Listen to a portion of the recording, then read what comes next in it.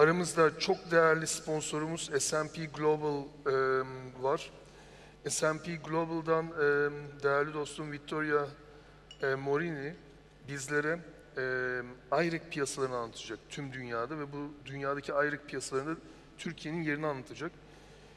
Ya 2 sene öncesine kadar IREC piyasası ile ilgili fiyat verebilmemiz mümkün değildi ama artık burada her geçen gün talep artıyor. Bu talebin artışıyla beraber de ne oluyor? Bizler fiyatları daha net görebiliyoruz. Victoria, I introduced you in Turkish, but I didn't say anything. Hi. Can you hear me? Yeah, okay. I'm sorry, my Turkish relates just to merhaba and teşekkürler. But yeah, I'm Vittoria Morini. I'm at S&P 500. I've been there for like the past 3 years. And yeah, today we're going to speak about ESG and their importance for like renewable energy certificates and their importance for ESG scores. How does this work?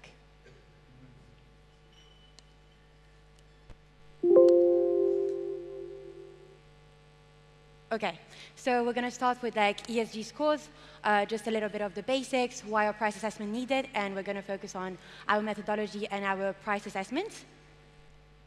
So ESG scores, so they're a measure of how well a company addresses risks related to environmental, social, and government issues. So the E represents environment, social is the S, and the G is government.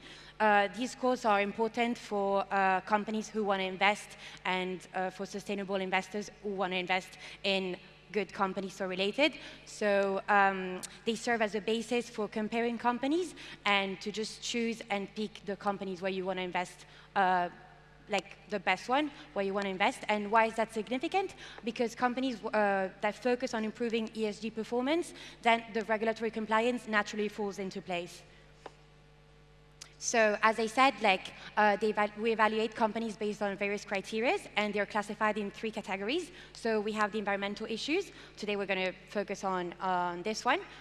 So carbon footprint, energy efficiency, renewable energy usage. Then you have the social issues, so labor practices, human rights, community relations. And then we have the government issues, so shareholder rights, supply chain management. So at Sustainable One, we have a questionnaire that companies need to fill, in which they have to prove the total energy consumption.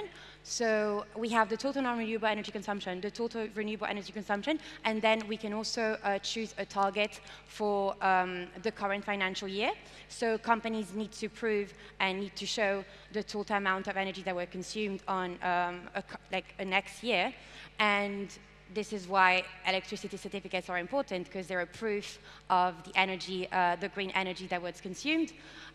So, like, as you know, like, electricity is a non-tangible product, so you need a proof, a certificate that actually shows that the energy that was consumed comes from, like, renewable sources. So these are the different type of energies that we have in the questionnaire. So we're going to focus on the renewable energy. So what is renewable energy? It's renewable. It's energy that comes from inexhaustible sources.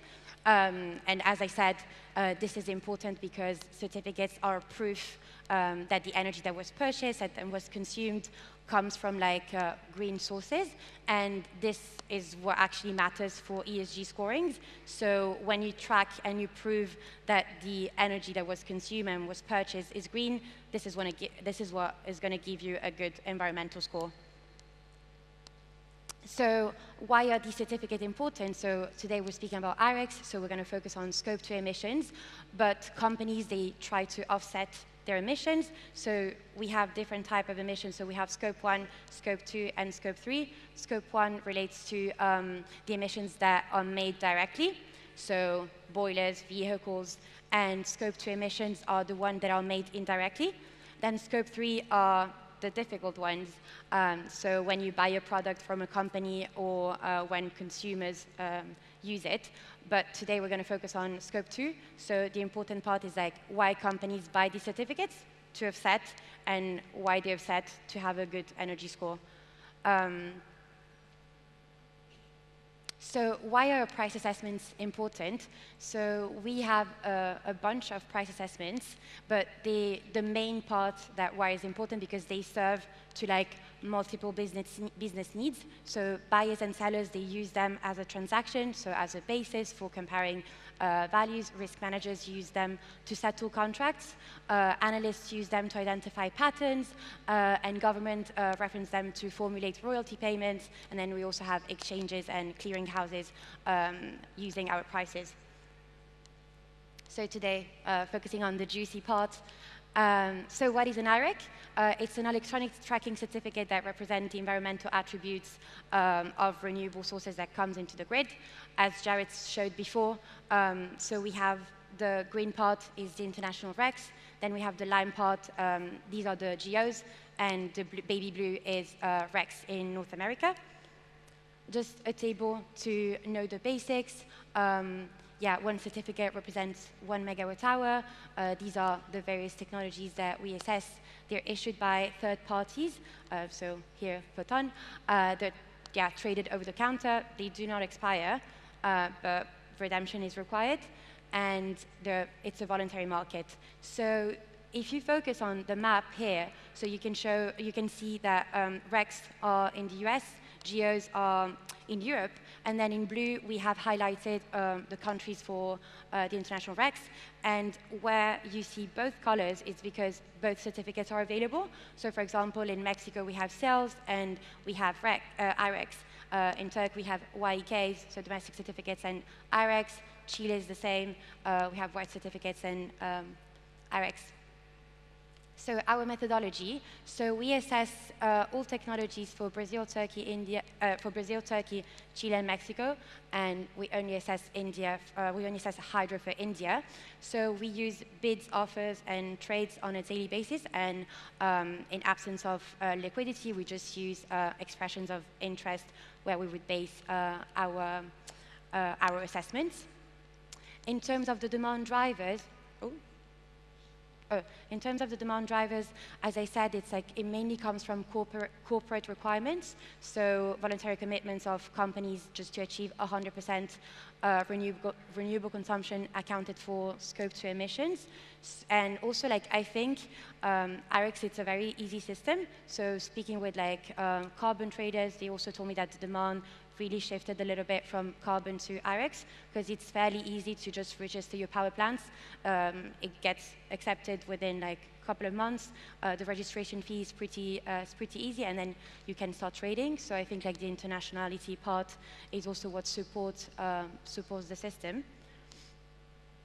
These are some figures for Q3 2023. This data was updated in October. So we see that in Q1, Brazil was the biggest issuance market. Then it was outgrown by UAEs, and now it's China. Malaysia and Thailand saw exponential growth in this past Q3. And yeah, Turkey, Brazil, Thailand, and Mexico just are one of the biggest countries, remains one of the biggest countries. In terms of prices, these are some key markets that we also focus on. So China, Malaysia, Thailand, Vietnam, Chile, Colombia, and Mexico. So prices, we think that demand has relatively stabilized. So IRECS started in 2013, if I'm not mistaken, but we saw really a peak at the end of 2020, 2021. So prices are really dependent on the supply and demand of some specific countries, but relatively in overall countries, we see that demand has been relatively stable. So prices have been stable while a little bit bearish. Malaysia, for example, doesn't have any wind capacity, so we don't have any prices for Malaysia. Wind, sorry. And these are some of the prices that we assess. So for Turkey, we see that from September, prices remain more or less stable. For Chile and Mexico, for example, we saw a trend convergent in prices, so we don't see a particular difference between bio, hydro, solar, and wind, while for Turkey, we see that solar and wind keep a premium compared to the other technologies. And the same, demand has relatively stabilized, so that's why we don't see a huge peak in prices. Yeah, thank you very much. If you have any questions.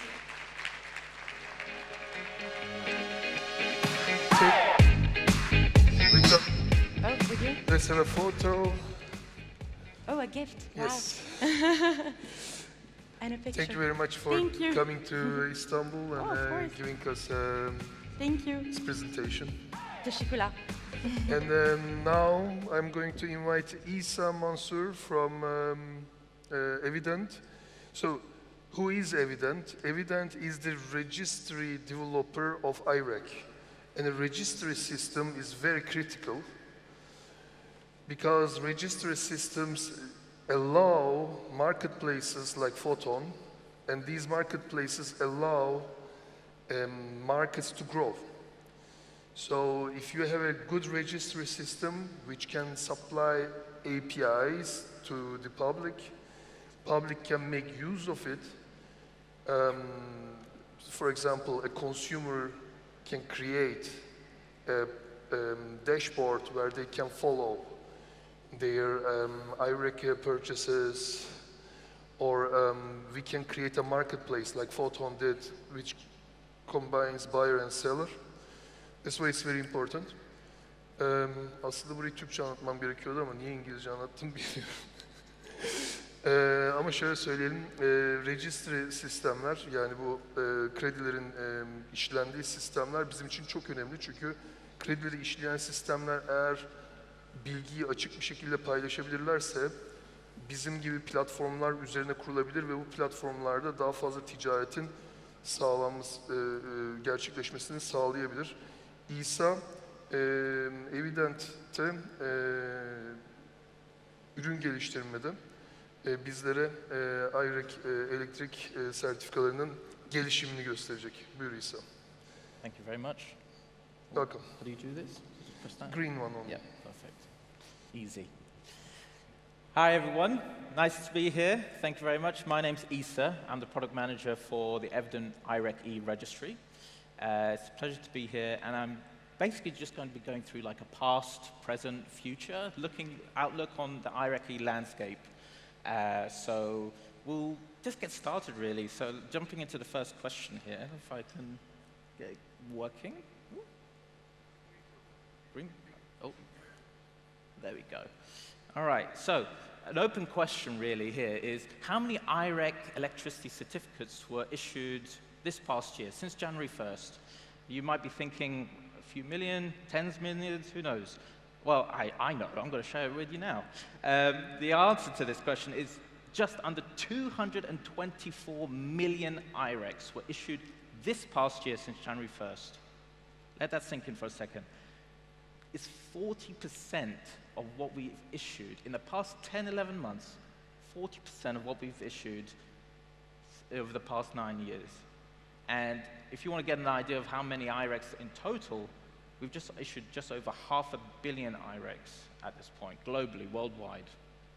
So it's a real testament to the huge growth and basically the momentum we have on IREC at the moment right now.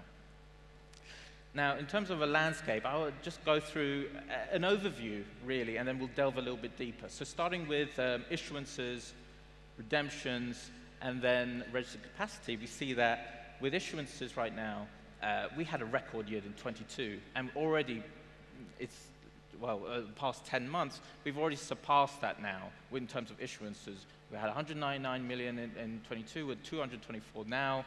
It's an increase of 112%, if I recall properly. Same again with redemptions. Almost 150% increase in redemptions there as well. And then we've passed two key milestones, or about to pass two key milestones when it comes to facilities and capacity. Specifically, we see that we've hit the 200 gigawatt capacity milestone now, and equally by the end of this year, we're hoping to achieve, and we're targeting to achieve 5,000 registered facilities on the registry, which is very, very impressive numbers, and we're very proud of that at Evident. Now, in terms of a quick dip into the data, we'll delve a little bit into the issuance side of things.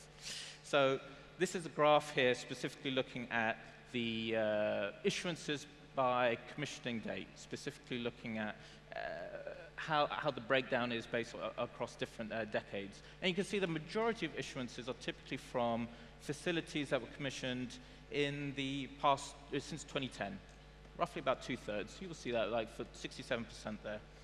And you can see that actually over time, you may have noticed that RE100 amended its technical criteria. It's proposing a change that's kicking in January 24. But that technical change is already having a maybe potential slight impact on the number of the shift of issuance as well. We're starting to see that in 21-22, you could see 22% of IRECs were coming from facilities that were commissioned within the 2000s. Now, following that, you can see that actually that's decreased to 16%. We're seeing a greater growth of issuances from fairly newer facilities. Moving on to top issuing countries by period, now this is quite interesting. So typically, the last few years, we've seen that China, Brazil, and Turkey, typically the top dogs, so to speak. They're the ones who are the heavy hitters in terms of actually increasing that volume. And you can see that with 88 million coming in from China specifically. But actually, over the past year, we've seen a slight change in the market where Q1, we're seeing that in Q1, we saw that Brazil was actually overtaken and actually came first in terms of issuance. And then similarly in Q2, UAE, United Arab Emirates, shot all the way up with their huge issuances of 22 million. Again, now China's come back on top for Q3, but you can see that that is no longer a case of just stagnant constant like China, Brazil, Turkey. It's now kind of like each different countries are growing in that respect as well. When it comes into attention to redemptions, I would like to point out that the majority of redemptions typically take place in the same country that the certificates are issued in. However, we've seen that as we've grown, and we've now got, I think, roughly around 50 countries now authorized for issuing IRECs. As we have grown through the years, the number of IRECs that are being redeemed outside of an issued country is decreasing, and that's because we're satisfying demand in those countries at the moment. Now, when it comes to the redemptions by region, interestingly, we see, well, it should really be no surprise here, but the biggest regions that we see redemptions are in East Asia and South America. Now, enough with the numbers, a little bit more onto like what are the trends that we're seeing at the moment right now. We can see that it should be no surprise, a lot of companies are looking to grow their clean energy procurement, specifically like to attain their 100% renewable energy goals, right? So this is where the role of PPAs come into place and IRECs, specifically like under EACs. And so IRECs hold a special place for those who are just starting their journey into trying to reach these ambitious goals of 100% renewables. Likewise, you also starting to see like a shift in the market where you say almost two different approaches. One through emissionality, and the other one through 24/7 carbon-free electricity. With emissionality, it's more looking at not just procuring clean energy, but it's looking at when you're procuring it, where that project is actually being procured, like set up, and then also looking at the grid energy mix specifically. Now, the Emissions First Partnership are very selective here, looking at the smart project selection to ensure that they're making the most cost-effective carbon reductions. And likewise with carbon-free electricity, pioneered by companies such as Google, they're looking at beyond annual matching on an hourly basis, maybe even sub-hourly perhaps, but specifically looking at how to source various energy sources with the inclusion of storage solutions like batteries to actually, provide like a continuous clean energy supply throughout the day, throughout the year really. Moving on to market trends. Now, as product manager, I've been working with a number of API-based platform operators who are very keen to develop trading platforms or trading marketplaces to integrate with our registry. Now, some of those trends that we're seeing, I see a lot now, is blockchain-based trading platforms. It's trading marketplaces who are looking to tokenize IRECs during the trading phase of an IREC. And now, to be clear, we're open to the idea of like facilitating the market in this way, but at the same time, we want to make it clear that tokenization of IRECs, like NFTs or call it like a digital receipt, should be locked down really to the trading phase of an IREX life cycle. Typically, we don't want to have the case where once an IREC has been redeemed, that token then can represent an IREC that's been redeemed, and it lives on further down the line. So it's very much boxed in that respect. S&P Global, we had Victoria just here now, but it would be great to speak to her after this about this as well. But the emissions adjusted price assessments is something that is being headed up by S&P Global, specifically looking at a very interesting notable development where they're valuing RECs not just on its technology type or on its vintage, but the emissions impact behind that REC. So it's something that is particularly prevalent in the US, but we're starting to, it certainly has legs to be moved into, say, IREC or even guarantees of origin further down the line as well. And lastly, the growth of the compliance market is something that we're also keeping an eye on with the growth of national schemes such as Chinese GECs and Australian REGOs. And it really underscores the importance of making clear how IRECs can be used as can be adaptive and a force for positive change as well.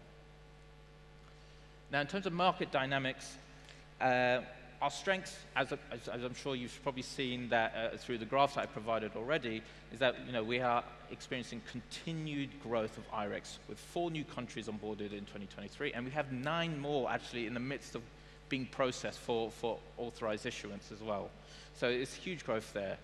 We have a major market share outside of North America and Europe, and we expect the global REC market to almost grow tenfold by the end of this decade compared to 2020's values.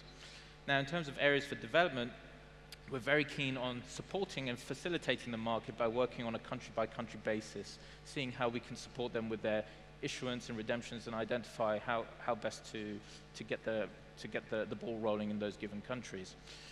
Likewise, when it comes to opportunities, we're very interested in the opportunities sourced by green hydrogen, where proving that renewable origin of power to create that green hydrogen might result in the formation of composite certificates, for example. And then lastly, we have external pressures that we are keeping an eye on, for example, the growth of greenhouse gas protocols and SBTi's calls for evidence, looking at ongoing consultations and evaluations there. And it would be remiss of me not to mention as well that the SBTi call for evidence is still live, and I do invite everyone to also chip in their feedback, looking at the effectiveness of EACs in climate targets, and that deadline, I think, is on the 24th of November as well. Now, beyond the role of the issuer, I'd like to talk about a uniquely positioned organization, of course, Photon, looking at how they have a unique position as both an issuer, but also a trading marketplace. And so they're uniquely positioned in Turkey to grow this market specifically to address